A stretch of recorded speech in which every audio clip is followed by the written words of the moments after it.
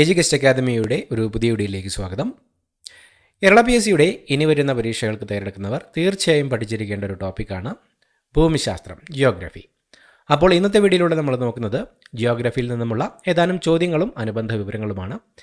Video മുഴുവനായിട്ട് കാണാൻ ശ്രമിക്കുക. എല്ലാം തന്നെ പ്രധാന ചോദ്യങ്ങളാണ് ഉൾപ്പെടുത്തിയിട്ടുള്ളത്. അതുപോലെ തന്നെ ഇതുപോലുള്ള വീഡിയോസ് ഇനിയും നിങ്ങൾ പ്രതീക്ഷിക്കുന്നുണ്ടെങ്കിൽ തീർച്ചയായും ലൈക്ക് ചെയ്യാനും മറക്കരുത്. അപ്പോൾ നമുക്ക് ചോദ്യങ്ങളിലേക്ക് കിടക്കാം. കൃഷി ചെയ്യുന്ന കാലത്തിൻ്റെ അടിസ്ഥാനത്തിൽ ഇന്ത്യയിലെ 3 പ്രധാന കാർഷിക കാലങ്ങൾ ഏതൊക്കെയാണ്? ഖാരിഫ്, റാബി, സെയ്ദ്. ഖാരിഫ്, റാബി, സെയ്ദ് എന്നിങ്ങനെയാണ് കൃഷി ചെയ്യുന്ന കാലത്തിൻ്റെ അടിസ്ഥാനത്തിൽ ഇന്ത്യയിലെ 3 പ്രധാന കാർഷിക കാലങ്ങൾ. ഖാരിഫ് സീസണെ പറ്റി പറയാം. തെക്ക് പടിഞ്ഞാറൻ മൺസൂണിൻ്റെ ആരംഭത്തോടെ, അതായത് ജൂൺ ജൂലൈ മാസങ്ങളിൽ വിതയ്ക്കുകയും മൺസൂൺ അവസാനത്തോടെ, അതായത് സെപ്റ്റംബർ ഒക്ടോബർ മാസങ്ങളിൽ വിളവെടുക്കുകയും ചെയ്യുന്നു. തെക്ക് പടിഞ്ഞാറൻ മൺസൂണിൻ്റെ ആരംഭത്തോടെ വിതയ്ക്കുകയും മൺസൂൺ അവസാനത്തോടെ വിളവെടുക്കുകയും ചെയ്യുന്നതാണ് ഖാരിഫ്. പ്രധാന ഖാരിഫ് വിളകൾ നെല്ല്, ചോളം, പരുത്തി, ചണം, കരിമ്പ്, നിലക്കടല എന്നിവയാണ്. നെല്ല്, ചോളം, പരുത്തി, ചണം, കരിമ്പ്, നിലക്കടല. റാബി മൺസൂൺ സീസണിന് ശേഷം ശീതകാലത്തിൻ്റെ തുടക്കത്തിൽ, അതായത് ഒക്ടോബർ ഡിസംബർ മാസങ്ങളിൽ വിതയ്ക്കുകയും വസന്തകാലത്ത്, അതായത് ഏപ്രിൽ ജൂൺ മാസങ്ങളിൽ വിളവെടുക്കുകയും ചെയ്യുന്നു. മൺസൂൺ സീസണിന് ശേഷം ശീതകാലത്തിൻ്റെ തുടക്കത്തിൽ വിതയ്ക്കുകയും വസന്തകാലത്ത് വിളവെടുക്കുകയും ചെയ്യുന്നതാണ് റാബി വിളകൾ. പ്രധാന റാബി വിളകൾ ഗോതമ്പ്, ബാർലി, കടല, ഓട്സ്, കടുക് എന്നിവയാണ്. ഗോതമ്പ്, ബാർലി, കടല, ഓട്സ്, കടുക്. സയ്ദ് ഖാരിഫ്, റാബി സീസണുകൾക്കിടയിലുള്ള ഹ്രസ്വമായ വേനൽക്കാലത്ത്, അതായത് മാർച്ച് ജൂൺ മാസങ്ങളിലാണ് ഈ കൃഷി ചെയ്യുന്നത്.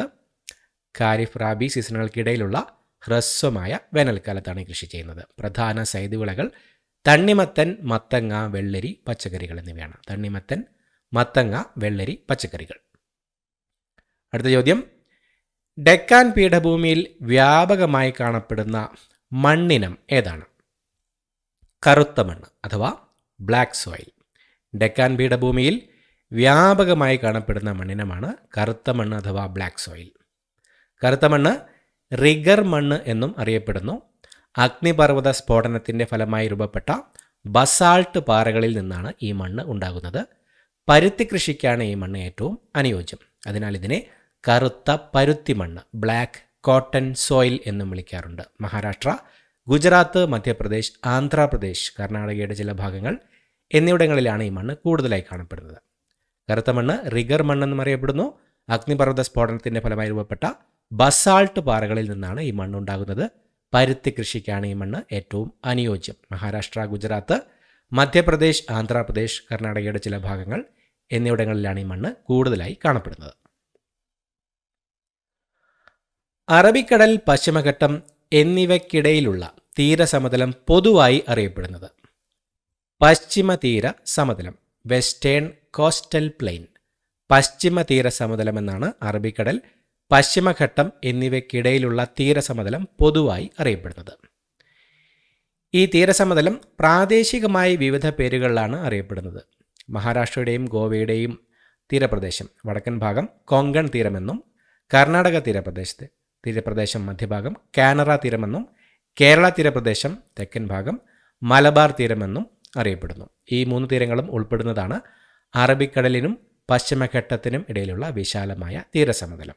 കൊങ്കൺ തീരം മഹാരാഷ്ട്രയുടെയും ഗോവയുടെയും തീരപ്രദേശം, കാനറ തീരം കർണാടക തീരപ്രദേശം മധ്യഭാഗം, മലബാർ തീരം കേരള തീരപ്രദേശം. ലക്ഷദ്വീപ സമൂഹത്തിൽ എത്ര ദ്വീപുകളാണ് ഉള്ളത്? 36 ദ്വീപുകൾ. ലക്ഷദ്വീപ സമൂഹത്തിൽ 36 ദ്വീപുകളാണുള്ളത്. ഈ 36 ദ്വീപുകളിൽ 10 ദ്വീപുകളിൽ മാത്രമാണ് ജനവാസമുള്ളത്. ബാക്കിയുള്ളവ ചെറുതോ വിജനമോ ആണ്. ലക്ഷദ്വീപിൻ്റെ തലസ്ഥാനം കവരത്തിയാണ്. കവരത്തിയാണ് ലക്ഷദ്വീപിലെ പ്രധാന നഗരവും ഭരണസിരാ കേന്ദ്രവും. 36 ദ്വീപുകളിൽ 10 ദ്വീപുകളിൽ മാത്രമാണ് ലക്ഷദ്വീപിൽ ജനവാസമുള്ളത്. ബാക്കിയുള്ളവ ചെറുതോ വിജനമോ ആണ്. ലക്ഷദ്വീപിൻ്റെ തലസ്ഥാനം കവരത്തിയാണ്. കവരത്തി തന്നെയാണ് ലക്ഷദ്വീപിലെ പ്രധാന നഗരവും ഭരണസിര കേന്ദ്രവും. ബീഹാറിൻ്റെ ദുഃഖം, സോറോ ഓഫ് ബീഹാർ എന്നറിയപ്പെടുന്ന നദി ഏതാണ്? കോസി. കോസി നദിയാണ് ബീഹാറിൻ്റെ ദുഃഖം എന്ന പേരിൽ അറിയപ്പെടുന്ന നദി. കോസി നദി എല്ലാ വർഷവും ബീഹാറിൽ വലിയ വെള്ളപ്പൊക്കത്തിനും കൃഷിനാശത്തിനും കാരണമാകുന്നു. നദി പതിവായി ഗതിമാറി ഒഴുകുന്നതിനാലാണ് ഇത്രയധികം നാശനഷ്ടങ്ങൾ ഉണ്ടാവുന്നത്. ഇതുമൂലമാണ് ഈ പേര് ലഭിച്ചത്. ബീഹാറിൻ്റെ ദുഃഖമെന്നറിയപ്പെടുന്ന നദി കോസി നദിയാണ്, കോസി റിവർ. തടാകങ്ങളുടെ നഗരം, സിറ്റി ഓഫ് ലേക്സ് എന്നറിയപ്പെടുന്ന രാജസ്ഥാനിലെ പട്ടണം ഏതാണ്? ഉദയ്പൂർ. ഉദയ്പൂറാണ് തടാകങ്ങളുടെ നഗരം എന്നറിയപ്പെടുന്ന രാജസ്ഥാനിലെ പട്ടണം. പിച്ചോള തടാകം, ഫത്തേ സാഗർ തടാകം, ഉദയ് സാഗർ തടാകം തുടങ്ങി നിരവധി മനോഹരമായ തടാകങ്ങളാൽ ചുറ്റപ്പെട്ട് കിടക്കുന്നതിനാലാണ് ഉദയ്പൂരിന് ഈ പേര് ലഭിച്ചത്. കേരളത്തിലെ ആലപ്പുഴയെ കൂടാതെ ഉദയ്പൂരിനെയും കിഴക്കിൻ്റെ വെനീസ് എന്ന് വിശേഷിപ്പിക്കാറുണ്ട്. തടാകങ്ങളുടെ നഗരം ഉദയ്പൂർ. പിച്ചോള തടാകം, ഫത്തേ സാഗർ തടാകം, ഉദയ് സാഗർ തടാകം തുടങ്ങി നിരവധി മനോഹരമായ തടാകങ്ങളാൽ ചുറ്റപ്പെട്ട് കിടക്കുന്നതിനാലാണ് ഉദയ്പൂരിന് ഈ പേര് ലഭിച്ചത്. കേരളത്തിലെ ആലപ്പുഴയെ കൂടാതെ ഉദയ്പൂരിനെയും കിഴക്കിൻ്റെ വെനീസ് എന്ന് വിശേഷിപ്പിക്കാറുണ്ട്. ഇന്ത്യയിലെ മുഖ്യ ഭക്ഷ്യവിള ഏതാണ്? നെല്ല്. നെല്ലാണ് ഇന്ത്യയിലെ മുഖ്യ ഭക്ഷ്യവിള. ഇന്ത്യയിലെ ഏറ്റവും കൂടുതൽ ആളുകൾ ഭക്ഷണത്തിനായി ഉപയോഗിക്കുന്നതും ഏറ്റവും കൂടുതൽ കൃഷി ചെയ്യുന്നതുമായ ധാന്യമാണ് നെല്ല്. ഉൽപ്പാദനത്തിൻ്റെ കാര്യത്തിലും നെല്ല് തന്നെയാണ് മുന്നിൽ നിൽക്കുന്നത്. ചൈന കഴിഞ്ഞാൽ ലോകത്തെ ഏറ്റവും കൂടുതൽ നെല്ല് ഉൽപ്പാദിപ്പിക്കുന്ന രാജ്യവും ഇന്ത്യയാണ്. ചൈന കഴിഞ്ഞാൽ ലോകത്തെ ഏറ്റവും കൂടുതൽ നെല്ല് ഉൽപ്പാദിപ്പിക്കുന്ന രാജ്യം ഇന്ത്യയാണ്. ഉയർന്ന താപനില, അതായത് 24 ഡിഗ്രി സെൽഷ്യസിന് മുകളിൽ ധാരാളം മഴ, 150 സെൻറ്റിമീറ്ററിൽ കൂടുതൽ എന്നിവ നെൽകൃഷിക്ക് ആവശ്യമാണ്. ഉയർന്ന താപനില, 24 ഡിഗ്രി സെൽഷ്യസിന് മുകളിൽ ധാരാളം മഴ, 150 സെൻറ്റിമീറ്ററിൽ കൂടുതൽ എന്നിവ നെൽകൃഷിക്ക് ആവശ്യമാണ്. നദീതടങ്ങൾ, തീരസമതലങ്ങൾ എന്നിവിടങ്ങളിൽ മുഖ്യമായും കൃഷി ചെയ്തു വരുന്ന ഭക്ഷ്യവിളയാണ് നെല്ല്. ഇന്ത്യയിൽ ഉൽപ്പാദനത്തിൽ 2ാം സ്ഥാനത്തുള്ള ഭക്ഷ്യവിള ഏതാണ്? ഗോതമ്പ്. ഗോതമ്പാണ് ഇന്ത്യയിൽ ഉൽപ്പാദനത്തിൽ 2ാം സ്ഥാനത്തുള്ള ഭക്ഷ്യവിള. ഗോതമ്പ് കൃഷിക്ക് നീറുവാർച്ചയുള്ള എക്കൽ മണ്ണാണ് ഉത്തമമായിട്ടുള്ളത്. ഇന്ത്യയിലെ മുഖ്യ ഭക്ഷ്യവിളകളായ നെല്ല്, ഗോതമ്പ് എന്നിവ കൂടാതെ മറ്റു പ്രധാന ഭക്ഷ്യവിളകൾ ഏതൊക്കെയാണ്? ചോളം, ചെറുധാന്യങ്ങൾ, പയർവർഗ്ഗങ്ങൾ, എണ്ണക്കുരുക്കൾ, കിഴങ്ങുവർഗ്ഗങ്ങൾ, കരിമ്പ്.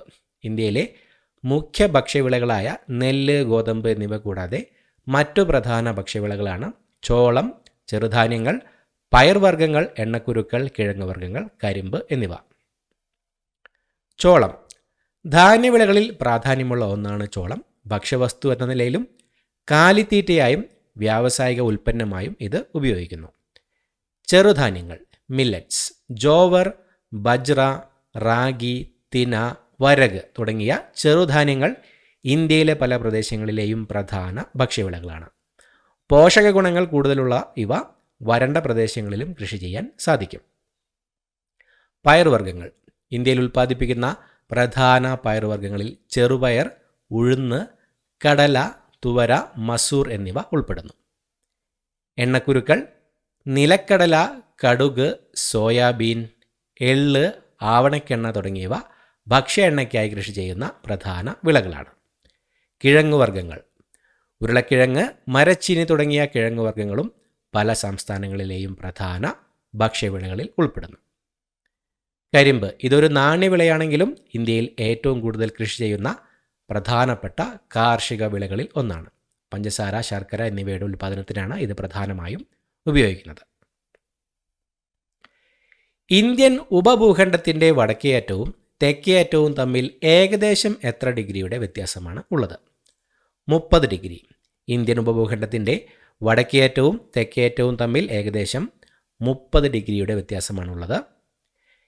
ഇന്ത്യൻ ഉപഭൂഖണ്ഡത്തിൻ്റെ വടക്കേയറ്റം, അതായത് ഇന്ദിരാക്കോൾ, തെക്കേയറ്റം, അതായത് കന്യാകുമാരിയും തമ്മിൽ ഏകദേശം 30 ഡിഗ്രി അക്ഷാംശ വ്യത്യാസമാണ് ഉള്ളത്. ഇന്ത്യൻ ഉപഭൂഖണ്ഡത്തിൻ്റെ വടക്കേയറ്റമായ ഇന്ദിരാക്കോളും തെക്കേയറ്റമായ കന്യാകുമാരിയും തമ്മിൽ ഏകദേശം 30 ഡിഗ്രി അക്ഷാംശ വ്യത്യാസമാണ് ഉള്ളത്. ഇന്ത്യയുടെ രേഖാംശീയ വ്യാപ്തി ഏകദേശം എത്ര ഡിഗ്രിയാണ്? 30 ഡിഗ്രി. ഇന്ത്യയുടെ രേഖാംശീയ വ്യാപ്തി ഏകദേശം 30 ഡിഗ്രിയാണ്. ഇന്ത്യയുടെ പടിഞ്ഞാറേ അറ്റമായ ഗുജറാത്തിലെ റാൻ ഓഫ് കച്ച് മുതൽ കിഴക്കേ അറ്റമായ അരുണാചൽ പ്രദേശ് വരെ ഏകദേശം 29 ഡിഗ്രി 18 മിനിറ്റിൻ്റെ വ്യത്യാസമുണ്ട്. ഇതേതാണ്ട് 30 ഡിഗ്രിയായി കണക്കാക്കുന്നു. ഈ വലിയ രേഖാംശീയ വ്യത്യാസം കാരണം ഇന്ത്യയുടെ കിഴക്കേ അറ്റത്തും പടിഞ്ഞാറേ അറ്റത്തുമുള്ള പ്രാദേശിക സമയങ്ങൾ തമ്മിൽ ഏകദേശം 2 മണിക്കൂറിൻ്റെ വ്യത്യാസമുണ്ട്. ഇന്ത്യയുടെ പടിഞ്ഞാറേ അറ്റമായ ഗുജറാത്തിലെ റാൻ ഓഫ് കച്ച് മുതൽ കിഴക്കേ അറ്റമായ അരുണാചൽ പ്രദേശ് വരെ ഏകദേശം 29 ഡിഗ്രി 18 മിനിറ്റിൻ്റെ വ്യത്യാസമുണ്ട്. ഇതേതാണ്ട് 30 ഡിഗ്രിയായി കണക്കാക്കുന്നു. ഈ വലിയ രേഖാംശീയ വ്യത്യാസം കാരണം ഇന്ത്യയുടെ കിഴക്കേ അറ്റത്തും പടിഞ്ഞാറേ അറ്റത്തുമുള്ള പ്രാദേശിക സമയങ്ങൾ തമ്മിൽ ഏകദേശം 2 മണിക്കൂറിൻ്റെ വ്യത്യാസം ഉണ്ട്. ഹിമാലയത്തിൻ്റെ ഭാഗമായുള്ള പർവ്വതനിരകൾ ഏതാണ്? ഹിമാദ്രി, ഹിമാചൽ, സിവാലിക്. ഹിമാലയത്തിൻ്റെ ഭാഗമായുള്ള പർവ്വതനിരകളാണ് ഹിമാദ്രി, ഹിമാചൽ, സിവാലിക്. ഹിമാദ്രി ഇതാണ് ഏറ്റവും വടക്കേ അറ്റത്തുള്ളതും ഏറ്റവും ഉയരം കൂടിയതുമായ പർവ്വതനിര. ലോകത്തിലെ ഏറ്റവും ഉയരം കൂടിയ കൊടുമുടിയായ എവറസ്റ്റ്, കാഞ്ചൻജംഗ, നന്ദാദേവി തുടങ്ങിയ പ്രധാന കൊടുമുടികൾ ഈ നിരയിലാണ് സ്ഥിതി ചെയ്യുന്നത്. ഇതിൻ്റെ ശരാശരി ഉയരം ഏകദേശം 6000 മീറ്ററിൽ അധികമാണ്. ഗ്രേറ്റ് ഹിമാലയാസ് എന്നുമറിയപ്പെടുന്ന ഹിമാദ്രി ഏറ്റവും വടക്കേറ്റത്തുള്ളതും ഏറ്റവും ഉയരം കൂടിയതുമായ പർവ്വതനിരയാണ്. ലോകത്തിലെ ഏറ്റവും ഉയരം കൂടിയ കൊടുമുടിയായ എവറസ്റ്റ്, കാഞ്ചൻജംഗ, നന്ദാദേവി തുടങ്ങിയ പ്രധാന കൊടുമുടികൾ ഈ നിരയിലാണ് സ്ഥിതി ചെയ്യുന്നത്. ഇതിൻ്റെ ശരാശരി ഉയരം ഏകദേശം 6000 മീറ്ററിൽ അധികമാണ്. ഹിമാചൽ, ലെസ്സർ ഹിമാലയാസ് അല്ലെങ്കിൽ മിഡിൽ ഹിമാലയാസ് എന്നറിയപ്പെടുന്ന ഹിമാചൽ, ഹിമാദ്രിയുടെ തെക്കായി സ്ഥിതി ചെയ്യുന്ന ഈ നിരകൾക്ക് താരതമ്യേന ഉയരം കുറവാണ്. ശരാശരി 3700 മുതൽ 4500 മീറ്റർ വരെ. വിനോദസഞ്ചാര കേന്ദ്രങ്ങളായ ഷിംല, മസൂറി, നൈനിറ്റാൾ തുടങ്ങിയവ ഈ നിരകളിലാണ് സ്ഥിതി ചെയ്യുന്നത്. പീർ പാഞ്ചൽ, ധൗലാന്ത് തുടങ്ങിയ പ്രധാന മലനിരകൾ ഇതിൻ്റെ ഭാഗമാണ്. ലെസ്സർ ഹിമാലയാസ് എന്നറിയപ്പെടുന്ന ഹിമാചൽ, ഹിമാദ്രിയുടെ തെക്കായി സ്ഥിതി ചെയ്യുന്ന ഈ നിരകൾക്ക് താരതമ്യേന ഉയരം കുറവാണ്. വിനോദസഞ്ചാര കേന്ദ്രങ്ങളായ ഷിംല, മസൂറി, നൈനിറ്റാൾ തുടങ്ങിയവ ഈ നിരകളിലാണ് സ്ഥിതി ചെയ്യുന്നത്. പീർ പാഞ്ചൽ, ധൗലാധർ തുടങ്ങിയ പ്രധാന മലനിരകൾ ഇതിൻ്റെ ഭാഗമാണ്. ഔട്ടർ ഹിമാലയാസ് എന്നറിയപ്പെടുന്ന സിവാലിക് ഇതാണ് ഏറ്റവും തെക്കേ അറ്റത്തുള്ളതും ഏറ്റവും ഉയരം കുറഞ്ഞതുമായ ഹിമാലയൻ നിര. ശരാശരി ഉയരം 900 മുതൽ 1100 മീറ്റർ വരെയാണ്. ഹിമാചൽ, സിവാലിക് നിരകൾക്കിടയിൽ കാണപ്പെടുന്ന നീളമേറിയ താഴ്വരകളെ ഡൂൺസ് എന്ന് വിളിക്കുന്നു. ഉദാഹരണത്തിന് ഡെറാഡൂൺ. ഔട്ടർ ഹിമാലയാസ്, സിവാലിക് ഇതാണ് ഏറ്റവും തെക്കേയറ്റത്തുള്ളതും ഏറ്റവും ഉയരം കുറഞ്ഞതുമായ ഹിമാലയൻ നിര. ശരാശരി ഉയരം 900 മുതൽ 1100 മീറ്റർ വരെയാണ്. ഹിമാചൽ, സിവാലിക് നിരകൾക്കിടയിൽ കാണപ്പെടുന്ന നീളമേറിയ താഴ്വരകളെ ഡൂണുകൾ എന്ന് വിളിക്കുന്നു. ഉദാഹരണത്തിന് ഡെറാഡൂൺ. അപ്പോൾ ഹിമാചൽ, ഹിമാദ്രി, സിവാലിക് എന്നീ 3 നിരകൾ ചേർന്നതാണ് ഹിമാലയൻ പർവ്വത വ്യവസ്ഥ. കൂടാതെ വടക്ക് ഭാഗത്തായി ട്രാൻസ് ഹിമാലയൻ നിരകളും, ഉദാഹരണത്തിന് കാരക്കോറം, ലഡാക്ക്, സസ്കർ. കിഴക്ക് ഭാഗത്തായി പൂർവാഞ്ചൽ കുന്നുകളും, ഉദാഹരണത്തിന് നാഗ കുന്നുകൾ, മീസോ കുന്നുകൾ ഹിമാലയൻ പർവ്വത വ്യവസ്ഥയുടെ ഭാഗമാണ്. ഈ 3 നിരകൾ ചേർന്ന് കൂടാതെ വടക്ക് ഭാഗത്തായി ട്രാൻസ് ഹിമാലയൻ നിരകളും കിഴക്ക് ഭാഗത്തായി പൂർവാഞ്ചൽ കുന്നുകളും ഹിമാലയൻ പർവ്വത വ്യവസ്ഥയുടെ ഭാഗമാണ്. ഇന്ത്യൻ യൂണിയൻ്റെ ഭാഗമായ പ്രദേശങ്ങളിൽ ഏറ്റവും ഉയരം കൂടിയ കൊടുമുടി ഏതാണ്? Godwin Austen, mount K two. Indian യൂണിയൻ്റെ ഭാഗമായ പ്രദേശങ്ങളിൽ ഏറ്റവും ഉയരം കൂടിയ കൊടുമുടിയാണ് Godwin Austen, mount K two. 8611 metre ഉയരത്തിൽ കാരക്കോറം പർവ്വതനിരകളിൽ സ്ഥിതി ചെയ്യുന്ന ലോകത്തിലെ 2ാമത്തെ ഉയരം കൂടിയ കൊടുമുടിയാണ് മൗണ്ട് കെ2. ഇന്ത്യൻ ഗവൺമെൻറ്റിൻ്റെ ഔദ്യോഗിക നിലപാടനുസരിച്ച് മൗണ്ട് കെ2 ഇന്ത്യയുടെ ഭാഗമാണ്. ഈ കൊടുമുടി പാക് അധിനിവേശ കശ്മീരിലാണ് സ്ഥിതി ചെയ്യുന്നത് എന്നതിനാൽ ഇന്ത്യയുടെ പരമാധികാരത്തിന് കീഴിലുള്ള ഏറ്റവും ഉയരം കൂടിയ കൊടുമുടി കാഞ്ചൻജംഗയാണ്. 8586 മീറ്റർ 28169 അടി ഉയരമുള്ള കാഞ്ചൻജംഗ ലോകത്തിലെ ഏറ്റവും ഉയരം കൂടിയ 3ാമത്തെ കൊടുമുടി കൂടിയാണ്. ഇത് ഇന്ത്യയിലെ സിക്കിം സംസ്ഥാനത്തിൻ്റെയും നേപ്പാളിൻ്റെയും അതിർത്തിയിലാണ് സ്ഥിതി ചെയ്യുന്നത്. ഇന്ത്യൻ യൂണിയൻ്റെ ഭാഗമായ പ്രദേശങ്ങളിൽ ഏറ്റവും ഉയരം കൂടിയ കൊടുമുടി ഗോഡ്വിൻ ഓസ്റ്റിൻ, മൗണ്ട് കെ2 തന്നെയാണ്. ഇന്ത്യയുടെ പരമാധികാരത്തിന് കീഴിലുള്ള ഏറ്റവും ഉയരം കൂടിയ കൊടുമുടിയാണ് കാഞ്ചൻജംഗ. ഇന്ത്യൻ ഗവൺമെൻറ്റിൻ്റെ ഔദ്യോഗിക നിലപാടനുസരിച്ച് മൗണ്ട് കെ2 ഇന്ത്യയുടെ തന്നെ ഭാഗമാണ്. പക്ഷേ ഈ കൊടുമുടി ഇപ്പോൾ പാക് അധിനിവേശ കശ്മീരിലാണ് സ്ഥിതി ചെയ്യുന്നത്. ഹിമാലയൻ നിരയിൽ നേപ്പാളിൽ സ്ഥിതി ചെയ്യുന്ന ലോകത്തിലെ ഏറ്റവും ഉയരമുള്ള കൊടുമുടിയായ മൗണ്ട് എവറസ്റ്റിൻ്റെ ഉയരം എത്രയാണ്? 8848.86 മീറ്റർ 29031.7 അടി. 8848.86 മീറ്ററാണ് ഹിമാലയൻ നിരയിൽ നേപ്പാളിൽ സ്ഥിതി ചെയ്യുന്ന ലോകത്തിലെ ഏറ്റവും ഉയരമുള്ള കൊടുമുടിയായ മൗണ്ട് എവറസ്റ്റിൻ്റെ ഉയരം.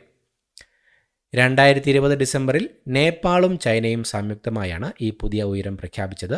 ഇതിനു മുമ്പ് 8848 മീറ്റർ എന്ന ഉയരമാണ് പൊതുവായി അംഗീകരിച്ചിരുന്നത്.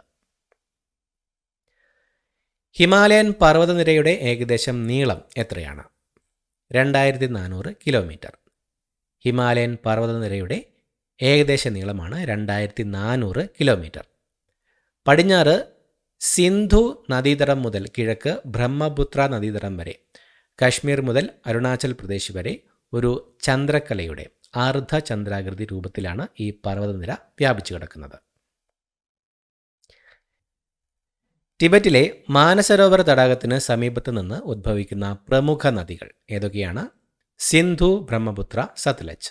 സിന്ധു, ബ്രഹ്മപുത്ര, സത്ലജ് എന്നീ നദികളാണ് ടിബറ്റിലെ മാനസരോവർ തടാകത്തിന് സമീപത്ത് നിന്ന് ഉദ്ഭവിക്കുന്ന പ്രമുഖ നദികൾ.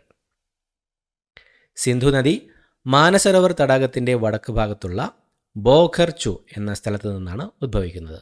സിന്ധു നദി മാനസരോവർ തടാകത്തിൻ്റെ വടക്ക് ഭാഗത്തുള്ള ബോഖർചു എന്ന സ്ഥലത്ത് നിന്നാണ് ഉദ്ഭവിക്കുന്നത്. ബ്രഹ്മപുത്ര നദി മാനസരോവറിന് കിഴക്ക് ഭാഗത്തുള്ള കൈലാസ് പർവ്വതനിരകളിൽ നിന്നാണ് ഉദ്ഭവിക്കുന്നത്. മാനസരോവറിന് കിഴക്ക് ഭാഗത്തുള്ള കൈലാസ് പർവ്വതനിരകളിൽ നിന്നാണ് ബ്രഹ്മപുത്ര നദി ഉദ്ഭവിക്കുന്നത്. സത്ലജ് നദി മാനസരോവർ തടാകത്തിന് പടിഞ്ഞാറ് ഭാഗത്തുള്ള രക്ഷസ്ഥാൽ തടാകത്തിൽ നിന്നാണ് ഉദ്ഭവിക്കുന്നത്. മാനസരോവർ തടാകത്തിന് പടിഞ്ഞാറ് ഭാഗത്തുള്ള രക്ഷസ്ഥാൽ തടാകത്തിൽ നിന്നാണ് സത്ലജ് നദി ഉദ്ഭവിക്കുന്നത്. ടിബറ്റിൽ സാങ്പോ എന്നറിയപ്പെടുന്ന നദി ഏതാണ്? ബ്രഹ്മപുത്ര. ബ്രഹ്മപുത്രയാണ് ടിബറ്റിൽ സാങ്പോ എന്ന പേരിൽ അറിയപ്പെടുന്ന നദി. അരുണാചൽ പ്രദേശ് വഴി ഇന്ത്യയിലേക്ക് പ്രവേശിക്കുമ്പോൾ ബ്രഹ്മപുത്ര നദി സിയാങ് അല്ലെങ്കിൽ ദിഹാങ് എന്നും, അസമിൽ ബ്രഹ്മപുത്ര എന്നും, ബംഗ്ലാദേശിൽ ജമുന എന്നും അറിയപ്പെടുന്നു. അരുണാചൽ പ്രദേശ് വഴി ഇന്ത്യയിലേക്ക് പ്രവേശിക്കുമ്പോൾ ബ്രഹ്മപുത്ര നദി സിയാങ് അല്ലെങ്കിൽ ദിഹാങ് എന്നും, അസമിൽ ബ്രഹ്മപുത്ര എന്നും, ബംഗ്ലാദേശിൽ ജമുന എന്നുമാണ് അറിയപ്പെടുന്നത്. താരതമ്യേന ചെരിവ് കുറഞ്ഞ പ്രദേശത്തുകൂടി പോകുന്ന നദിയുടെ ഒഴുക്കിനെ അവസാദങ്ങളോ ശിലാരൂപങ്ങളോ തടസ്സപ്പെടുത്തുമ്പോഴോ അല്ലെങ്കിൽ സമതല പ്രദേശങ്ങളിലെ മണ്ണൊലിപ്പ് കാരണമായോ നദി വളഞ്ഞു പുളഞ്ഞൊഴുകുന്നത് ഏത് പേരിലാണ് അറിയപ്പെടുന്നത്? മിയാൻഡറുകൾ. താരതമ്യേന ചരിവ് കുറഞ്ഞ പ്രദേശത്തുകൂടി പോകുന്ന നദിയുടെ ഒഴുക്കിനെ അവസാദങ്ങളോ ശിലാരൂപങ്ങളോ തടസ്സപ്പെടുത്തുമ്പോഴോ അല്ലെങ്കിൽ സമതല പ്രദേശങ്ങളിലെ മണ്ണൊലിപ്പ് കാരണമായോ നദി വളഞ്ഞു പുളഞ്ഞൊഴുകുന്നത് മിയാൻഡറുകൾ എന്നാണ് അറിയപ്പെടുന്നത്. ഇതിനെ നദിയുടെ വളഞ്ഞു പുളഞ്ഞൊഴുകൽ അല്ലെങ്കിൽ സർപ്പഗതി എന്നും വിശേഷിപ്പിക്കാം. നദി വളഞ്ഞൊഴുകിയ ഭാഗം പ്രധാന നദിയിൽ നിന്ന് വേർപെട്ട് രൂപം കൊള്ളുന്ന ഒറ്റപ്പെട്ട തടാകങ്ങൾ അറിയപ്പെടുന്നത് ഓക്സ്ബോ തടാകങ്ങൾ. നദി വളഞ്ഞൊഴുകിയ ഭാഗം പ്രധാന നദിയിൽ നിന്ന് വേർപെട്ട് രൂപം കൊള്ളുന്ന ഒറ്റപ്പെട്ട തടാകങ്ങളാണ് ഓക്സ്ബോ തടാകങ്ങൾ.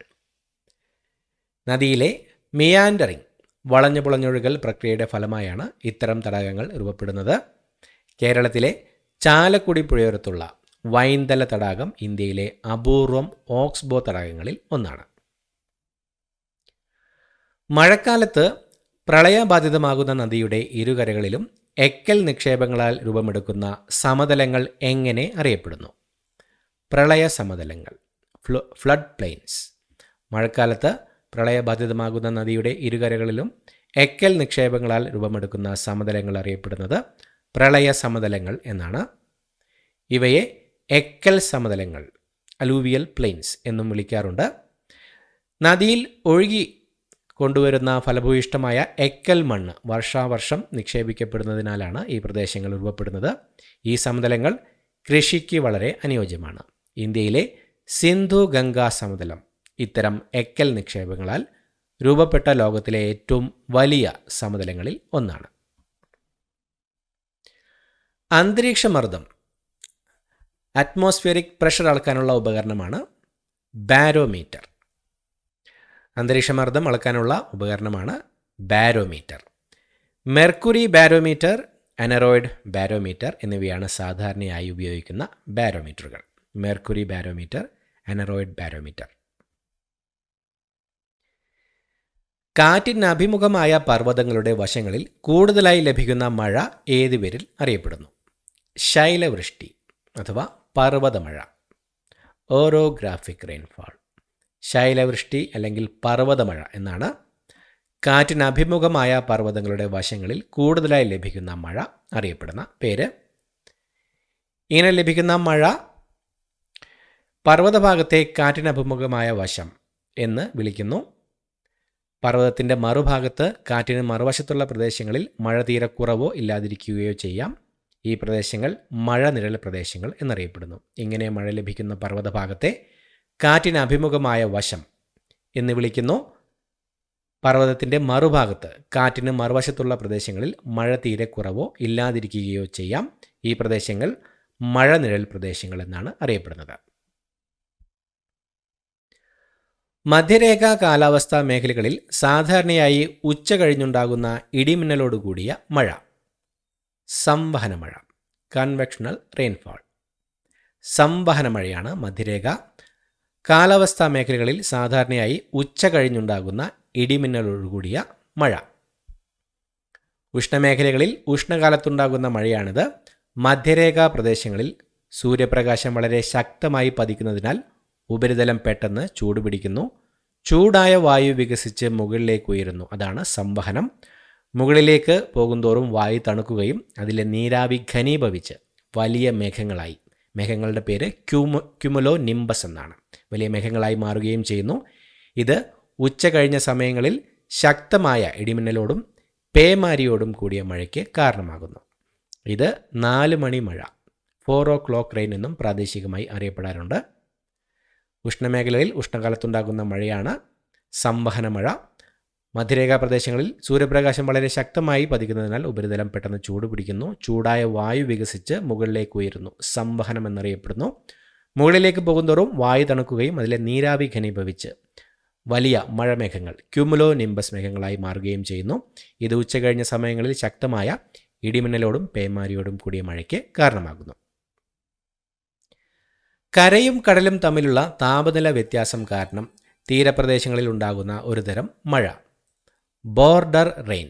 കരയും കടലും തമ്മിലുള്ള താപനില വ്യത്യാസം കാരണം തീരപ്രദേശങ്ങളിൽ ഉണ്ടാകുന്ന ഒരുതരം മഴയാണ് ബോർഡർ റെയിൻ.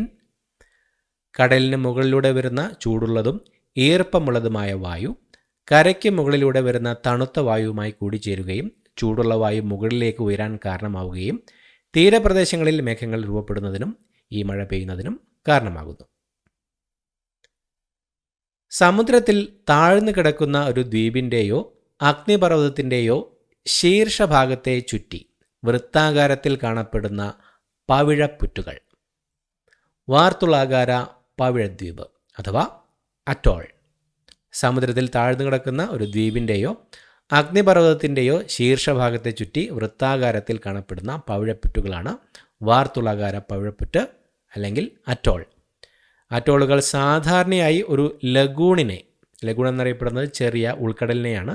സാധാരണ ഒരു ലഗൂണിനെ വലയം ചെയ്തുകൊണ്ടാണ് കാണപ്പെടുന്നത്. അഗ്നിപർവ്വത ദ്വീപുകൾ സാവധാനം സമുദ്രത്തിൽ താഴുകയും അതിന് ചുറ്റുമുള്ള പവിഴപ്പുറ്റുകൾ മുകളിലേക്ക് വളരുകയും ചെയ്യുമ്പോഴാണ് അറ്റോളുകൾ രൂപം കൊള്ളുന്നത്.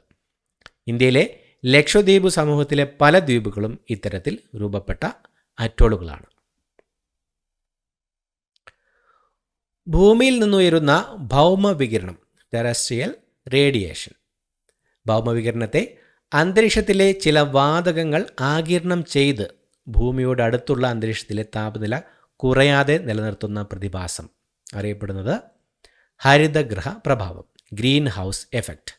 ഭൂമിയിൽ നിന്നുയരുന്ന ഭൗമവികിരണത്തെ അന്തരീക്ഷത്തിലെ ചില വാതകങ്ങൾ ആഗിരണം ചെയ്ത് ഭൂമിയോട് അടുത്തുള്ള അന്തരീക്ഷത്തിലെ താപനില കുറയാതെ നിലനിർത്തുന്ന പ്രതിഭാസമാണ് ഹരിതഗൃഹ പ്രഭാവം അല്ലെങ്കിൽ ഗ്രീൻ ഹൗസ് ഇഫക്റ്റ്. ഈ പ്രതിഭാസത്തിന് കാരണമാകുന്ന വാതകങ്ങളെ ഹരിതഗൃഹവാതകങ്ങൾ, ഗ്രീൻ ഹൗസ് ഗ്യാസസ് എന്നാണ് വിളിക്കുന്നത്. പ്രധാന ഹരിതഗൃഹവാതകങ്ങൾ ഏതൊക്കെയാണെന്ന് നോക്കാം. Carbon dioxide, methane, nitrous oxide, chloro ഫ്ലൂറോ കാർബണുകൾ, ജലബാഷ്പം. പ്രധാന ഹരിതഗൃഹവാതകങ്ങളാണ് carbon dioxide, methane, nitrous oxide, chloro fluoro carbon, ജലബാഷ്പം. ഈ പ്രഭാവം മൂലമാണ് ഭൂമിയിൽ ജീവൻ നിലനിൽക്കാൻ ആവശ്യമായ താപനില നിലനിർത്തുന്നത്. എന്നാൽ ഈ വാതകങ്ങളുടെ അളവ് അന്തരീക്ഷത്തിൽ ക്രമാതീതമായി വർദ്ധിക്കുന്നത് ആഗോളതാപനം ഗ്ലോബൽ വാർമിങ്ങിന് കാരണമാകുന്നു.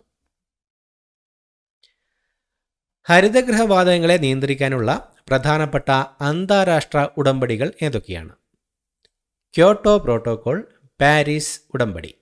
ക്യോട്ടോ പ്രോട്ടോകോൾ, പാരീസ് ഉടമ്പടി എന്നിവയാണ് ഹരിതഗൃഹവാതകങ്ങളെ നിയന്ത്രിക്കാനുള്ള പ്രധാനപ്പെട്ട അന്താരാഷ്ട്ര ഉടമ്പടികൾ. ഹരിതഗൃഹവാതകങ്ങളുടെ പുറന്തള്ളൽ കുറയ്ക്കുന്നതിനുള്ള ആദ്യത്തെ നിയമപരമായി ബാധ്യതയുള്ള അന്താരാഷ്ട്ര ഉടമ്പടിയാണ് ക്യോട്ടോ പ്രോട്ടോകോൾ. 1997 ജപ്പാനിലെ ക്യോട്ടോയിൽ വെച്ചാണ് ഇത് അംഗീകരിച്ചത്. 2005 ഇത് നിലവിൽ വന്നത്. ഹരിതഗൃഹവാതകങ്ങളുടെ പുറന്തള്ളൽ കുറയ്ക്കുന്നതിനുള്ള ആദ്യത്തെ നിയമപരമായി ബാധ്യതയുള്ള അന്താരാഷ്ട്ര ഉടമ്പടിയാണ് ക്യോട്ടോ പ്രോട്ടോകോൾ. 1997 ഇത് അംഗീകരിച്ചത്. 2005 നിലവിൽ വന്നു. വികസിത രാജ്യങ്ങൾക്ക് നിർബന്ധിതമായ നിയമപരമായി ബാധ്യതയുള്ള ഹരിതഗൃഹവാതക ബഹിർഗമന ലക്ഷ്യങ്ങൾ ആദ്യമായി നിശ്ചയിച്ചത് ഈ ഉടമ്പടിയിലൂടെയാണ്. ഹരിതഗൃഹവാതക നിയന്ത്രണ രംഗത്തെ ഏറ്റവും പുതിയതും പ്രധാനപ്പെട്ടതുമായ ആഗോള ഉടമ്പടിയാണ് പാരീസ് ഉടമ്പടി. ഹരിതഗൃഹവാതക നിയന്ത്രണ രംഗത്തെ ഏറ്റവും പുതിയതും പ്രധാനപ്പെട്ടതുമായ ആഗോള ഉടമ്പടിയാണ് പാരീസ് ഉടമ്പടി. പാരീസ് ഉടമ്പടി 2015 പാരീസിൽ നടന്ന UN കാലാവസ്ഥാ വ്യതിയാന സമ്മേളനം COP21 അംഗീകരിക്കപ്പെട്ടത്. ക്യോട്ടോ പ്രോട്ടോക്കോളിൽ നിന്ന് വ്യത്യസ്തമായി വികസ്വര രാജ്യങ്ങളിൽ ഉൾപ്പെടെ എല്ലാ രാജ്യങ്ങളിലും സ്വമേധയാ സംഭാവന ചെയ്യുന്ന NDC, നാഷണലി ഡിറ്റർമിൻഡ് കോൺട്രിബ്യൂഷൻസ് എന്നൊരു രീതിയിലാണ് പാരീസ് ഉടമ്പടി പിന്തുടരുന്നത്. പാരീസ് ഉടമ്പടി 2015 പാരീസിൽ നടന്ന UN കാലാവസ്ഥാ വ്യതിയാന സമ്മേളനത്തിലാണ് അംഗീകരിക്കപ്പെട്ടത്. ക്യോട്ടോ പ്രോട്ടോക്കോളിൽ നിന്ന് വ്യത്യസ്തമായി വികസ്വര രാജ്യങ്ങൾ ഉൾപ്പെടെ എല്ലാ രാജ്യങ്ങളും സ്വമേധയാ സംഭാവന ചെയ്യുന്ന ഒരു രീതിയാണ് പാരീസ് ഉടമ്പടി പിന്തുടരുന്നത്. നിലവിൽ ഹരിതഗൃഹവാതക നിയന്ത്രണത്തിനുള്ള ഏറ്റവും പ്രധാനപ്പെട്ട ആഗോള ഉടമ്പടി പാരീസ് ഉടമ്പടിയാണ്. ക്യോട്ടോ പ്രോട്ടോക്കോളിൻ്റെ കാലാവധി അവസാനിച്ചതിനാൽ ഇപ്പോൾ ലോകരാജ്യങ്ങൾ പാരീസ് ഉടമ്പടിക്ക് കീഴിലുള്ള ലക്ഷ്യങ്ങളാണ് നടപ്പിലാക്കുന്നത്. ഈ രണ്ട് ഉടമ്പടികളും ഐക്യരാഷ്ട്രസഭയുടെ കാലാവസ്ഥാ വ്യതിയാനത്തെക്കുറിച്ചുള്ള ചട്ടക്കൂട് convention UNFCCC, United Nations framework convention on climate change, അതിൻ്റെ കീഴിൽ വരുന്നവയാണ്. ഓസോൺ ശോഷണത്തിന് കാരണമാകുന്ന ഉൽപ്പന്നങ്ങളെ നിരോധിക്കുന്നതിനുള്ള അന്താരാഷ്ട്ര ഉടമ്പടി ഏതാണ്? Montreal protocol. ഓസോൺ ശോഷണത്തിന് കാരണമാകുന്ന ഉൽപ്പന്നങ്ങളെ നിരോധിക്കുന്നതിനുള്ള അന്താരാഷ്ട്ര ഉടമ്പടിയാണ് മോൺട്രിയൽ പ്രോട്ടോകോൾ. 1987 സെപ്റ്റംബർ 16 കാനഡയിലെ മോൺട്രിയലിൽ വെച്ച് ഈ ഉടമ്പടിയിൽ ഒപ്പുവെച്ചത്. ഓസോൺ ശോഷണത്തിന് കാരണമാകുന്ന ഉൽപ്പന്നങ്ങളെ, പ്രത്യേകിച്ച് ക്ലോറോ ഫ്ലൂറോ കാർബണുകളെ ഘട്ടം ഘട്ടമായി നിരോധിക്കുന്നതിനുള്ള അന്താരാഷ്ട്ര ഉടമ്പടിയാണ് മോൺട്രിയൽ പ്രോട്ടോകോൾ. 1987 സെപ്റ്റംബർ 16 കാനഡയിലെ മോൺട്രിയലിൽ വെച്ചാണ് മോൺട്രിയൽ പ്രോട്ടോകോൾ എന്ന ഉടമ്പടിയിൽ ഒപ്പുവെച്ചത്. ഓസോൺ ശോഷണത്തിന് കാരണമാകുന്ന ഉൽപ്പന്നങ്ങളെ, പ്രത്യേകിച്ച് ക്ലോറോ ഫ്ലൂറോ കാർബണുകളെ ഘട്ടം ഘട്ടമായി നിരോധിക്കുന്നതിനുള്ള അന്താരാഷ്ട്ര ഉടമ്പടിയാണ് മോൺട്രിയൽ പ്രോട്ടോകോൾ. അന്താരാഷ്ട്ര ഓസോൺ ദിനം, international day for the preservation of the ozone layer അഥവാ വേൾഡ് ഓസോൺ ഡേ ആയി ആചരിക്കുന്നത് സെപ്റ്റംബർ 16. സെപ്റ്റംബർ 16 അന്താരാഷ്ട്ര ഓസോൺ ദിനമായി ആചരിക്കുന്നത്. 1987 മോൺട്രിയൽ പ്രോട്ടോകോൾ ഒപ്പുവെച്ചതിൻ്റെ വാർഷിക ദിനമായിട്ടാണ് ഈ ദിനം ആഘോഷിക്കുന്നത്. ഓസോൺ പാളിയെ സംരക്ഷിക്കുന്നതിൻ്റെ പ്രാധാന്യത്തെക്കുറിച്ച് അവബോധം സൃഷ്ടിക്കുന്നതിനാണ് ഈ ദിവസം ആചരിക്കുന്നത്. 1987 മോൺട്രിയൽ പ്രോട്ടോകോൾ ഒപ്പുവെച്ചതിൻ്റെ വാർഷിക ദിനമായിട്ടാണ് അന്താരാഷ്ട്ര ഓസോൺ ദിനം സെപ്റ്റംബർ 16 ആചരിക്കുന്നത്. അടുത്ത ചോദ്യം, ഹാനികരങ്ങളായ അൾട്രാ വയലറ്റ് കിരണങ്ങളെ ആഗിരണം ചെയ്യുന്ന ഓസോൺ പാളി കാണപ്പെടുന്ന അന്തരീക്ഷ മണ്ഡലം? സ്ട്രാറ്റോസ്ഫിയർ. ഹാനികരങ്ങളായ അൾട്രാ വയലറ്റ് കിരണങ്ങളെ ആഗിരണം ചെയ്യുന്ന ഓസോൺ പാളി കാണപ്പെടുന്ന അന്തരീക്ഷ മണ്ഡലം സ്ട്രാറ്റോസ്ഫിയർ ആണ്. ഭൂമിയുടെ ഉപരിതലത്തിൽ നിന്ന് ഏകദേശം 10 മുതൽ 50 കിലോമീറ്റർ ഉയരത്തിലാണ് സ്ട്രാറ്റോസ്ഫിയർ സ്ഥിതി ചെയ്യുന്നത്. ഭൂമിയുടെ ഉപരിതലത്തിൽ നിന്ന് ഏകദേശം 10 മുതൽ 50 കിലോമീറ്റർ ഉയരത്തിലാണ് സ്ട്രാറ്റോസ്ഫിയർ സ്ഥിതി ചെയ്യുന്നത്. അന്തരീക്ഷത്തിലെ ഏറ്റവും താഴത്തെ പാളി ഏതാണ്? ട്രോപ്പോസ്ഫിയർ. ട്രോപ്പോസ്ഫിയർ ആണ് അന്തരീക്ഷത്തിലെ ഏറ്റവും താഴത്തെ പാളി. ഭൂമിയുടെ ഉപരിതലത്തിൽ നിന്ന് ഏകദേശം 8 കിലോമീറ്റർ, ധ്രുവപ്രദേശങ്ങളിൽ 8 കിലോമീറ്റർ മുതൽ 18 കിലോമീറ്റർ, മധ്യരേഖാ പ്രദേശങ്ങളിൽ 18 കിലോമീറ്റർ വരെ ഉയരത്തിലാണ് ഈ പാളി വ്യാപിച്ചു കിടക്കുന്നത്.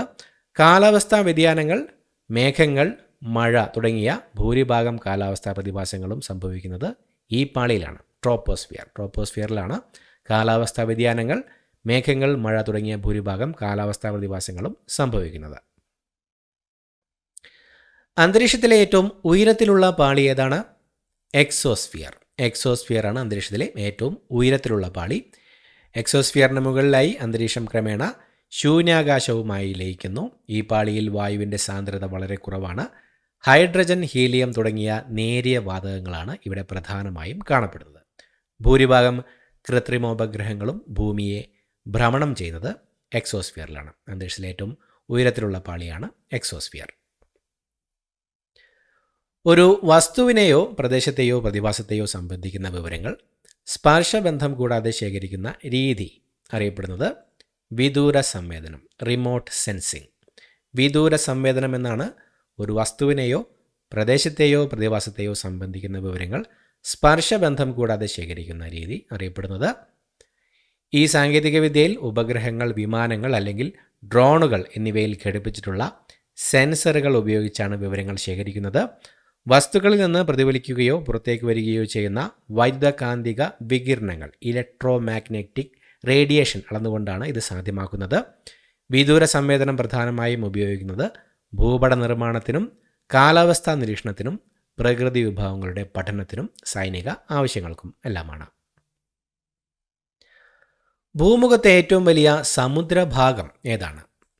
പസഫിക് സമുദ്രം അഥവാ ശാന്തസമുദ്രം എന്നും അറിയപ്പെടുന്ന പസഫിക് സമുദ്രമാണ് ഭൂമുഖത്തെ ഏറ്റവും വലിയ സമുദ്രഭാഗം. ഭൂമിയുടെ ഉപരിതലത്തിൻ്റെ ഏകദേശം 1/3 ഭാഗത്തോളം അഥവാ 30% ഈ സമുദ്രം വ്യാപിച്ചു കിടക്കുന്നു. വലുപ്പത്തിലും ആഴത്തിലും പസഫിക് സമുദ്രമാണ് 1-ാം സ്ഥാനത്ത് നിൽക്കുന്നത്. പസഫിക് സമുദ്രത്തിലെ ഏറ്റവും ആഴമേറിയ സമുദ്രഭാഗം മരിയാന ട്രഞ്ച് എന്നറിയപ്പെടുന്ന ഒരു കിടങ്ങാണ്. ഈ മരിയാന ട്രഞ്ചിനുള്ളിലെ ഏറ്റവും ആഴമേറിയ ഒരു പ്രത്യേക സ്ഥലമാണ് ചലഞ്ചർ ഡീപ്പ്. പസഫിക് സമുദ്രത്തിലെ ഏറ്റവും ആഴമേറിയ സമുദ്രഭാഗമായ മരിയാന ട്രഞ്ച്, ഈ മരിയാന ട്രഞ്ചിനുള്ളിലെ ഏറ്റവും ആഴമേറിയ പ്രത്യേക സ്ഥലമാണ് ചലഞ്ചർ ഗർത്തം. പസഫിക് സമുദ്രത്തിലെ ഒരു പ്രധാന പ്രദേശമാണ് റിംഗ് ഓഫ് ഫയർ. ലോകത്തിലെ ഭൂരിഭാഗം സജീവ അഗ്നിപർവ്വതങ്ങളും, അതായത് ഏകദേശം 75% സജീവ അഗ്നിപർവ്വതങ്ങളും ഭൂരിഭാഗം ഭൂകമ്പങ്ങളും സംഭവിക്കുന്നത് ഈ മേഖലയിലാണ്. അതുകൊണ്ടാണ് ഇതിന് റിംഗ് ഓഫ് ഫയർ എന്ന പേര് ലഭിച്ചത്. അറ്റ്ലാന്റിക് സമുദ്രത്തിലെ ഏറ്റവും ആഴം കൂടിയ ഭാഗം പ്യൂർട്ടോ റിക്കോ ഗർത്തമാണ് അറ്റ്ലാന്റിക് സമുദ്രത്തിലെ ഏറ്റവും ആഴം കൂടിയ ഭാഗം. ഇത് കരീബിയൻ കടലിനും അറ്റ്ലാന്റിക് സമുദ്രത്തിനും ഇടയിലുള്ള അതിർത്തി പ്രദേശത്താണ് സ്ഥിതി ചെയ്യുന്നത്. ഈ ഗർത്തത്തിൻ്റെ ഏറ്റവും ആഴമേറിയ ബിന്ദു മിൽവാക്കി ഡീപ്പ് എന്നറിയപ്പെടുന്നു. ഭൂകമ്പത്തിൻ്റെ തീവ്രത അഥവാ ഇൻറ്റൻസിറ്റി അല്ലെങ്കിൽ മാഗ്നിറ്റ്യൂഡ് അളക്കാൻ ഉപയോഗിക്കുന്ന ഉപകരണം സീസ്മോഗ്രാഫ്, ഭൂകമ്പ മാപിനി. സീസ്മോഗ്രാഫാണ് ഭൂകമ്പത്തിൻ്റെ തീവ്രത അഥവാ ഇൻറ്റൻസിറ്റി അല്ലെങ്കിൽ മാഗ്നിറ്റ്യൂഡ് അളക്കാൻ ഉപയോഗിക്കുന്ന ഉപകരണം. ഈ ഉപകരണം ഭൂകമ്പ തരംഗങ്ങൾ ഉണ്ടാക്കുന്ന ചലനങ്ങളെ രേഖപ്പെടുത്തുകയും ഒരു ഗ്രാഫിക്കൽ രൂപത്തിൽ സീസ്മോഗ്രാമായി കാണിക്കുകയും ചെയ്യുന്നു. മാഗ്നിറ്റ്യൂഡ് അളക്കാൻ റിച്റ്റർ സ്കെയിൽ അല്ലെങ്കിൽ റിക്ടർ സ്കെയിലാണ് സാധാരണയായി ഉപയോഗിക്കുന്നത്. തീവ്രത ഇൻറ്റൻസിറ്റി അളക്കാൻ മെർക്കാല്ലി സ്കെയിലാണ് ഉപയോഗിക്കുന്നത്. മാഗ്നിറ്റ്യൂഡ് അളക്കാൻ റിച്റ്റർ സ്കെയിൽ അല്ലെങ്കിൽ റിക്ടർ സ്കെയിൽ, തീവ്രത അഥവാ ഇൻറ്റൻസിറ്റി അളക്കാൻ ഉപയോഗിക്കുന്നത് മെർക്കാല്ലി സ്കെയിൽ. യൂറോപ്പിനെയും ഏഷ്യയെയും വേർതിരിക്കുന്ന പ്രധാന പർവ്വതനിര ഏതാണ്? യൂറൽ പർവ്വതനിരകളാണ് യൂറോപ്പിനെയും ഏഷ്യയെയും വേർതിരിക്കുന്ന പ്രധാന പർവ്വതനിര. റഷ്യയിലൂടെ വടക്ക് നിന്ന് തെക്കോട്ട് നീണ്ടുകിടക്കുന്ന ഈ പർവ്വതനിര യൂറോപ്യൻ സമതലങ്ങളെയും പടിഞ്ഞാറൻ സൈബീരിയൻ സമതലങ്ങളെയും വേർതിരിക്കുന്നു. യൂറോപ്പിനെയും ഏഷ്യയും വേർതിരിക്കുന്ന പ്രധാന പർവ്വതനിരയാണ് യൂറൽ പർവ്വതനിരകൾ. ലോകത്തിലെ ഏറ്റവും വലിയ സജീവ അഗ്നിപർവ്വതം ഏതാണ്? മൗനാലോവയാണ് ലോകത്തിലെ ഏറ്റവും വലിയ സജീവ അഗ്നിപർവ്വതം. ഇത് യുണൈറ്റഡ് സ്റ്റേറ്റ്സിലെ ഹവായ് ദ്വീപിലാണ് സ്ഥിതി ചെയ്യുന്നത്. ഏകദേശം 40 വർഷത്തെ നിശബ്ദതയ്ക്ക് ശേഷം 2022 നവംബറിൽ ഇത് വീണ്ടും പൊട്ടിത്തെറിച്ചിരുന്നു. തെക്കേ അമേരിക്കയിലെ ആൻഡീസ് പർവ്വതനിരകളിൽ ചിലി, അർജന്റീന എന്നീ രാജ്യങ്ങളുടെ അതിർത്തിയിൽ സ്ഥിതി ചെയ്യുന്ന ഓജോസ് ഡെൽ സലാഡോ ലോകത്തിലെ ഏറ്റവും ഉയരം കൂടിയ സജീവ അഗ്നിപർവ്വതമാണ്. പക്ഷേ വലുപ്പത്തിൻ്റെ കാര്യത്തിൽ മൗന ലോവ തന്നെയാണ് മുന്നിൽ. ഗ്രീൻവിച്ച് രേഖ പ്രൈം മെറിഡിയൻ കടന്നുപോകുന്ന പ്രധാന ആഫ്രിക്കൻ രാജ്യം ഏതാണ്? ഘാനയാണ് ഗ്രീൻവിച്ച് രേഖ കടന്നുപോകുന്ന പ്രധാന ആഫ്രിക്കൻ രാജ്യം. ഘാനയിലെ ടെമ എന്ന നഗരത്തിലൂടെയാണ് ഗ്രീൻവിച്ച് രേഖ കടന്നുപോകുന്നത്. ഘാനയെ കൂടാതെ ടോഗോ, ബുർക്കിന ഫാസോ, മാലി, അൾജീരിയ എന്നീ ആഫ്രിക്കൻ രാജ്യങ്ങളിലൂടെയും ഗ്രീൻവിച്ച് രേഖ കടന്നുപോകുന്നുണ്ട്. ആഫ്രിക്കയിലെ ഏറ്റവും ഉയരം കൂടിയ കൊടുമുടി കിളിമഞ്ചാരോ പർവ്വതമാണ് ആഫ്രിക്കയിലെ ഏറ്റവും ഉയരം കൂടിയ കൊടുമുടി. കിഴക്കൻ ആഫ്രിക്കൻ രാജ്യമായ ടാൻസാനിയയിലാണ് കിളിമഞ്ചാരോ സ്ഥിതി ചെയ്യുന്നത്. ഇതൊരു നിർജീവ അഗ്നിപർവ്വതമാണ്. വിസ്തീർണമനുസരിച്ച് ലോകത്തിലെ ഏറ്റവും വലിയ ശുദ്ധജല തടാകം ഏതാണ്? സുപ്പീരിയർ തടാകമാണ് വിസ്തീർണമനുസരിച്ച് ലോകത്തിലെ ഏറ്റവും വലിയ ശുദ്ധജല തടാകം, സുപ്പീരിയർ തടാകം. വടക്കേ അമേരിക്കയിൽ USA-ക്കും കാനഡയ്ക്കും ഇടയിലാണ് ഈ ശുദ്ധജല തടാകം സ്ഥിതി ചെയ്യുന്നത്. വിസ്തീർണമനുസരിച്ച് ഏറ്റവും വലിയ ഉപ്പുവെള്ളമുള്ള തടാകമാണ് കാസ്പിയൻ കടൽ. വിസ്തീർണമനുസരിച്ച് ഏറ്റവും വലിയ ഉപ്പുവെള്ളം ഉള്ള തടാകമാണ് കാസ്പിയൻ കടൽ. വ്യാപ്തമനുസരിച്ച് റഷ്യയിലെ സൈബീരിയയിൽ സ്ഥിതി ചെയ്യുന്ന ബൈക്കൽ തടാകമാണ് ലോകത്ത് ഏറ്റവും കൂടുതൽ ശുദ്ധജലം ഉൾക്കൊള്ളുന്നത്. വ്യാപ്തമനുസരിച്ച് റഷ്യയിലെ സൈബീരിയയിൽ സ്ഥിതി ചെയ്യുന്ന ബൈക്കൽ തടാകമാണ് ലോകത്തെ ഏറ്റവും കൂടുതൽ ശുദ്ധജലം ഉൾക്കൊള്ളുന്നത്. ലോകത്തിലെ ഏറ്റവും നീളം കൂടിയ നദി ഏതാണ്? നൈൽ നദിയാണ് ലോകത്തിലെ ഏറ്റവും നീളം കൂടിയ നദി. നൈൽ നദിയുടെ ഏകദേശ നീളം 6650 കിലോമീറ്ററാണ്, അതായത് 4130 മൈൽ. ഈ നദി ആഫ്രിക്കൻ ഭൂഖണ്ഡത്തിലൂടെ വടക്കോട്ടൊഴുകി മെഡിറ്ററേനിയൻ കടലിലാണ് പതിക്കുന്നത്. ആമസോൺ നദിയാണ് ലോകത്തിലെ ഏറ്റവും വലിയ നദി. നീളത്തിൽ 2ാം സ്ഥാനത്താണ്, അതായത് ഏറ്റവും കൂടുതൽ വെള്ളം വഹിച്ചു കൊണ്ടുപോകുന്നത് ആമസോൺ നദിയാണ്.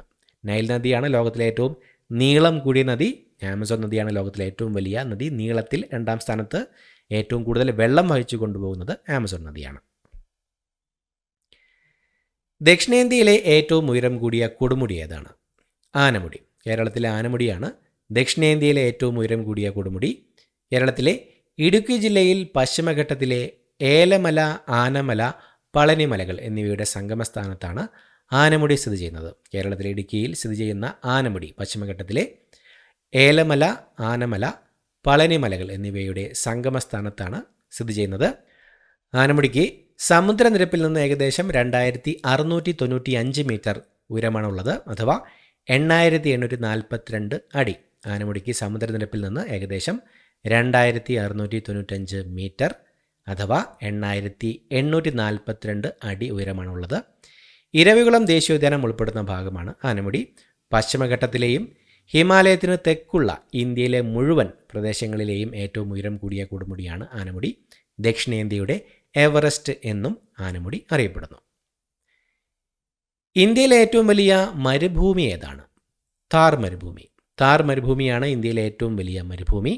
ഇത് ഗ്രേറ്റ് ഇന്ത്യൻ ഡെസേർട്ട് എന്നും അറിയപ്പെടുന്നു. ഈ ഉഷ്ണ മരുഭൂമിയുടെ ഭൂരിഭാഗവും ഏകദേശം 85% ഇന്ത്യയിലാണ് സ്ഥിതി ചെയ്യുന്നത്. ബാക്കി ഭാഗം പാകിസ്ഥാനിലാണ്. ഇന്ത്യയിൽ പ്രധാനമായും രാജസ്ഥാൻ സംസ്ഥാനത്താണ് താർ മരുഭൂമി വ്യാപിച്ചു കിടക്കുന്നത്. കൂടാതെ ഗുജറാത്ത്, പഞ്ചാബ്, ഹരിയാന എന്നിവിടങ്ങളിലെ ചില ഭാഗങ്ങളിലേക്കും ഇത് വ്യാപിക്കുന്നുണ്ട്. ഗ്രേറ്റ് ഇന്ത്യൻ ഡെസേർട്ട്, ഇന്ത്യയിലെ ഏറ്റവും വലിയ മരുഭൂമിയാണ് താർ മരുഭൂമി. നർമ്മദ നദി എവിടേക്കാണ് ഒഴുകുന്നത്? അറബിക്കടലിലേക്ക്. നർമ്മദ നദി ഒഴുകുന്നത് അറബിക്കടലിലേക്കാണ്. ഇന്ത്യയിലെ ഭൂരിഭാഗം പ്രധാന നദികളും അഥവാ ഗംഗ, ഗോദാവരി, കൃഷ്ണ, കാവേരി പോലുള്ള പ്രധാന നദികളും കിഴക്കോട്ട് ഒഴുകി ബംഗാൾ ഉൾക്കടലിലാണ് പതിക്കുന്നത്. എന്നാൽ നർമ്മദയും താപ്തിയും പടിഞ്ഞാറോട്ടൊഴുകുന്ന പ്രധാന നദികളാണ്. ഇന്ത്യയിലെ ഭൂരിഭാഗം പ്രധാന നദികളും കിഴക്കോട്ടൊഴുകി ബംഗാൾ ഉൾക്കടലിലാണ് പതിക്കുന്നത്. എന്നാൽ നർമ്മദയും താപ്തിയും പടിഞ്ഞാറോട്ടൊഴുകുന്ന പ്രധാന നദികളാണ്.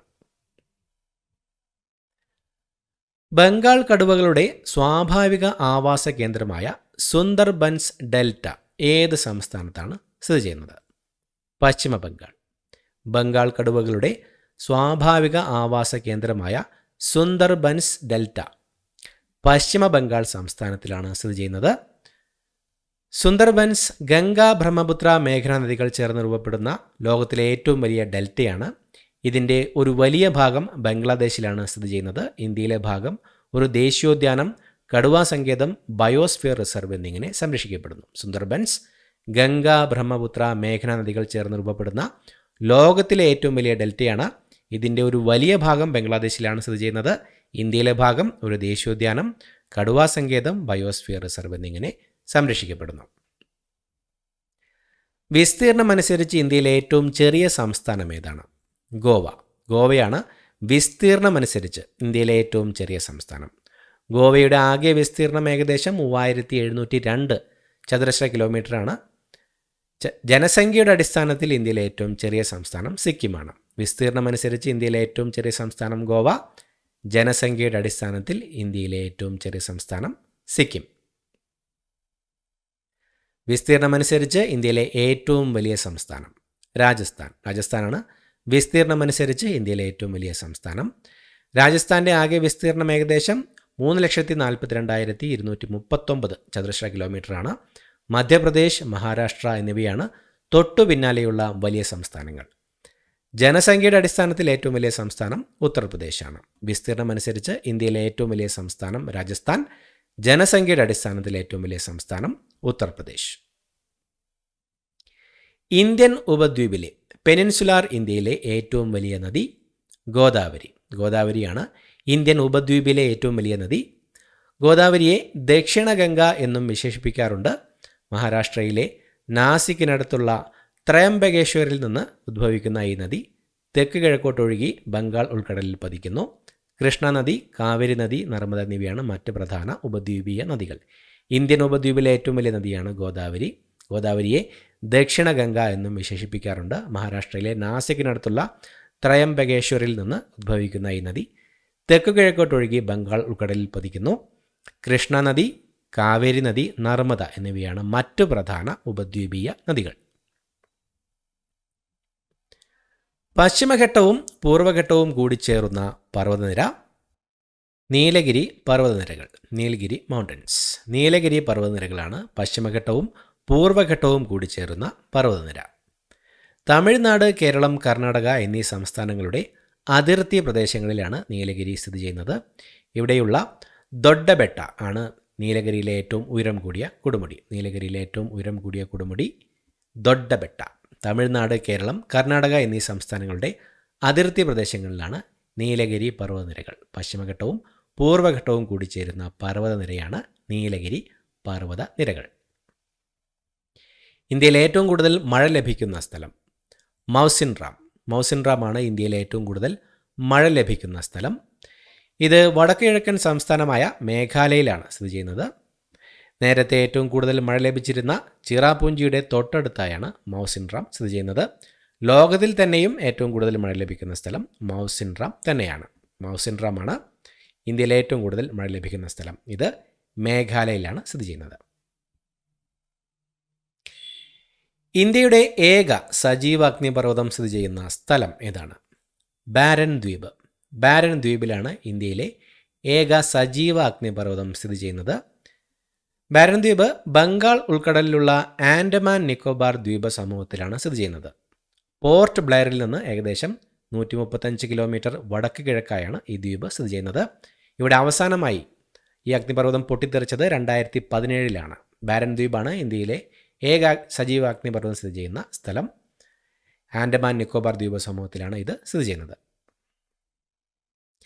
ഇന്ത്യയിലെ ഏറ്റവും പഴയ പർവ്വതനിര ആരവല്ലി പർവ്വതനിരകൾ. ആരവല്ലി റേഞ്ച്. ആരവല്ലി പർവ്വതനിരകളാണ് ഇന്ത്യയിലെ ഏറ്റവും പഴയ പർവ്വതനിര. ഇത് ലോകത്തിലെ ഏറ്റവും പഴക്കം ചെന്ന മടക്കു പർവ്വതനിരകളിൽ ഒന്നുകൂടിയാണ്. ഏകദേശം 1.8 മുതൽ 3.2 ബില്യൺ വർഷങ്ങൾക്ക് മുമ്പ്, അതായത് പ്രീ കാംബ്രിയൻ യുഗത്തിൽ രൂപപ്പെട്ടതാണ് ഈ പർവ്വതനിരകൾ. ഡൽഹിക്ക് സമീപം ആരംഭിച്ച് ഹരിയാന, രാജസ്ഥാൻ എന്നിവിടങ്ങളിലൂടെ കടന്ന് ഗുജറാത്തിൽ അവസാനിക്കുന്ന ഈ നിരകൾക്ക് ഏകദേശം 670 കിലോമീറ്റർ നീളമുണ്ട്. ലോകത്തിലെ തന്നെ ഏറ്റവും പഴക്കം ചെന്ന ഒരു മടക്ക് പർവ്വതനിര ഫോൾഡ് മൗണ്ടൻ കൂടിയാണ് ആരവല്ലി പർവ്വതനിരകൾ. പ്രീ കാമ്പിയൻ യുഗത്തിൽ ഏകദേശം 1.8 മുതൽ 3.2 ബില്യൺ വർഷങ്ങൾക്ക് മുമ്പ് രൂപപ്പെട്ടതാണ് ഈ പർവ്വതനിരകൾ. ഡൽഹിക്ക് സമീപം ആരംഭിച്ച് ഹരിയാന, രാജസ്ഥാൻ എന്നിവിടങ്ങളിലൂടെ കടന്ന് ഗുജറാത്തിൽ അവസാനിക്കുന്ന ഈ നിരകൾക്ക് ഏകദേശം 670 കിലോമീറ്റർ നീളമുണ്ട്. ഇന്ത്യയുടെ മാനക രേഖാംശം സ്റ്റാൻഡേർഡ് മെറിഡിയൻ ഓഫ് ഇന്ത്യ ഏതാണ്? 82.5 ഡിഗ്രി കിഴക്കൻ രേഖാംശം. 82.5 ഡിഗ്രി കിഴക്കൻ രേഖാംശമാണ് ഇന്ത്യയുടെ മാനക രേഖാംശം. ഇന്ത്യൻ സ്റ്റാൻഡേർഡ് സമയം IST കണക്കാക്കുന്നത് ഈ രേഖാംശത്തെ അടിസ്ഥാനമാക്കിയാണ്. ഇന്ത്യൻ സ്റ്റാൻഡേർഡ് സമയം ഗ്രീൻവിച്ച് സമയത്തേക്കാൾ 5 മണിക്കൂറും 30 മിനിറ്റും മുന്നിലാണ്. ഇന്ത്യയുടെ മാനക രേഖാംശം 82.5 ഡിഗ്രി കിഴക്ക് രേഖാംശം. ഇന്ത്യൻ സ്റ്റാൻഡേർഡ് സമയം കണക്കാക്കുന്നത് ഈ രേഖാംശത്തെ അടിസ്ഥാനമാക്കിയാണ്. ഇന്ത്യൻ സ്റ്റാൻഡേർഡ് സമയം ഗ്രീൻവിച്ച് സമയത്തേക്കാൾ 5 മണിക്കൂറും 30 മിനിറ്റും മുന്നിലാണ്. ഇന്ത്യയിലെ ഏറ്റവും വലിയ ശുദ്ധജല തടാകം ഏതാണ്? വുളാർ തടാകം, വുളാർ ലേക്ക്. വുളാർ തടാകമാണ് ഇന്ത്യയിലെ ഏറ്റവും വലിയ ശുദ്ധജല തടാകം.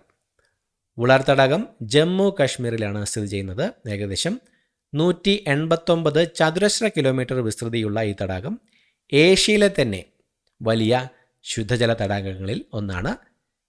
ഝലം നദിയാണ് ഈ തടാകത്തിലേക്ക് പ്രധാനമായും വെള്ളം എത്തിക്കുന്നത്. ഒഡീഷയിലെ ചിൽക്ക തടാകമാണ് ഏറ്റവും വലിയ ഉപ്പുവെള്ള തടാകം. ഒഡീഷയിലെ ചിൽക്ക തടാകമാണ് ഏറ്റവും വലിയ ഉപ്പുവെള്ള തടാകം. ഇന്ത്യയിലെ ഏറ്റവും വലിയ ശുദ്ധജല തടാകമാണ് വുളാർ തടാകം. ഇന്ത്യയിലെ ഏറ്റവും നീളം കൂടിയ ഉപ്പുവെള്ളം കലർന്ന തടാകം കേരളത്തിലെ വേമ്പനാട്ട് തടാകം, വേമ്പനാട്ട് കായലാണ്. ഇന്ത്യയിലെ ഏറ്റവും നീളം കൂടിയ ഉപ്പുവെള്ളം കലർന്ന തടാകമാണ് കേരളത്തിലെ വേമ്പനാട് തടാകം, വേമ്പനാട്ട് കായൽ. ഇന്ത്യയിലെ ഏറ്റവും കൂടുതൽ കടൽ തീരമുള്ള സംസ്ഥാനം ഏതാണ്? ഗുജറാത്ത്. ഗുജറാത്താണ് ഇന്ത്യയിലെ ഏറ്റവും കൂടുതൽ കടൽ തീരമുള്ള സംസ്ഥാനം. ഏകദേശം 1600 കിലോമീറ്ററിലധികം നീളമുള്ള കടൽ തീരമാണ് ഗുജറാത്തിനുള്ളത്. ആന്ധ്രാപ്രദേശാണ് ഇന്ത്യയിലെ ഏറ്റവും കൂടുതൽ കടൽ തീരമുള്ള രണ്ടാമത്തെ സംസ്ഥാനം. ആദ്യത്തെ സംസ്ഥാനം ഇന്ത്യയിലെ ഏറ്റവും കൂടുതൽ കടൽ തീരമുള്ള സംസ്ഥാനം ഗുജറാത്ത്. ആന്ധ്രാപ്രദേശ് ഇന്ത്യയിലെ ഏറ്റവും കൂടുതൽ കടൽ തീരമുള്ള രണ്ടാമത്തെ സംസ്ഥാനം. ഇന്ത്യയിലെ ദ്വീപ് പ്രദേശങ്ങൾ, അതായത് ആൻഡമാൻ നിക്കോബാർ ദ്വീപുകൾ പോലുള്ളവ കൂടി ഉൾപ്പെടുത്തിയാൽ ഏറ്റവും കൂടുതൽ തീരപ്രദേശമുള്ളത് ആൻഡമാൻ നിക്കോബാർ ദ്വീപുകൾക്കാണ്. ഏകദേശം 3083 കിലോമീറ്റർ. ഇന്ത്യയിലെ പ്രധാന ശീതമരുഭൂമി, കോൾഡ് ഡെസേർട്ട് ഏതാണ്? ലഡാക്ക്. ലഡാക്കാണ് ഇന്ത്യയിലെ പ്രധാന ശീതമരുഭൂമി. ഇത് വടക്കേ ഇന്ത്യയിൽ ജമ്മു കാശ്മീർ മുൻ സംസ്ഥാനത്തിൻ്റെ ഭാഗമായിരുന്നതും ഇപ്പോൾ ഒരു കേന്ദ്രഭരണ പ്രദേശവുമായ ലഡാക്കിലാണ് സ്ഥിതി ചെയ്യുന്നത്. ഇവിടുത്തെ കാലാവസ്ഥ വളരെ വരണ്ടതും താപനില 0 ഡിഗ്രി സെൽഷ്യസിനും താഴെയാണ്. ഇന്ത്യയിലെ ഒരു പ്രധാന ശീതമരുഭൂമിയായ ലഡാക്ക് വടക്കേ ഇന്ത്യയിലെ ജമ്മു കാശ്മീർ മുൻ സംസ്ഥാനത്തിൻ്റെ ഭാഗമായിരുന്നതും ഇപ്പോൾ ഒരു കേന്ദ്രഭരണ പ്രദേശവുമായ ലഡാക്കിലാണ് സ്ഥിതി ചെയ്യുന്നത്. ഇവിടുത്തെ കാലാവസ്ഥ വളരെ വരണ്ടതും താപനില 0 ഡിഗ്രി സെൽഷ്യസിനും താഴെയുമാണ്. ഇത്രയുമാണ് ചോദ്യങ്ങൾ. പുതിയ വീഡിയോയുമായിട്ട് വീണ്ടും കാണാം. Thank you so much for watching. Have A nice day.